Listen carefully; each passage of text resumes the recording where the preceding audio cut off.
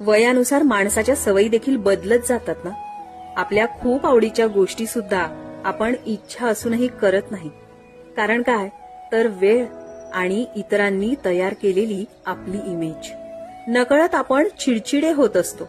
आपलं आपल्यालाच कळत नसतं की आपल्याला नेमकं काय करायचं आहे, काय करायचं होतं आणि आत्ता परिस्थिती अभावी आपण काय करत आहोत. खरं तर हा गुंता सतत सलत राहतो मनात, पण मार्ग मोकळा होत नाही.